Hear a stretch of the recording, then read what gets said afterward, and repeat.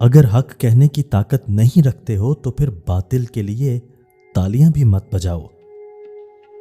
لوگ مخلص لوگوں کو حقیر جان کر انہیں چھوڑ دیتے ہیں، پھر دوسرے لوگوں سے دھوکہ کھا کر انہیں مخلص لوگوں کی یاد آتی ہے تو پلٹ آتے ہیں، لیکن وہ لوگ یہ نہیں جانتے کہ مخلص لوگ مخلص تھے، بے وقوف نہیں۔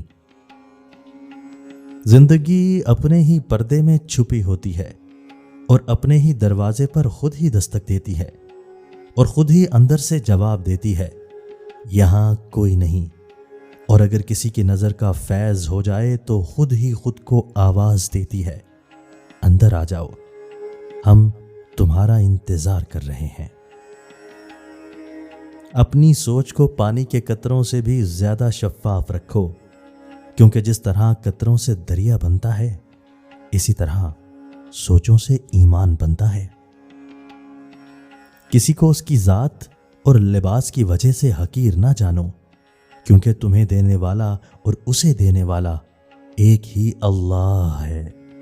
وہ اسے بھی عطا کرتا ہے اور آپ سے لے بھی سکتا ہے۔ سونے سے ذرا پہلے آپ کے دماغ میں جو آخری انسان آتا ہے، وہی آپ کی خوشی یا پریشانی کا باعث ہوتا ہے۔ جب تمہارے پاس رہنے کے لیے کسی کا کندھا میسر نہ ہو تو اپنے سر کو زمین پر رکھ کر رو لیا کرو۔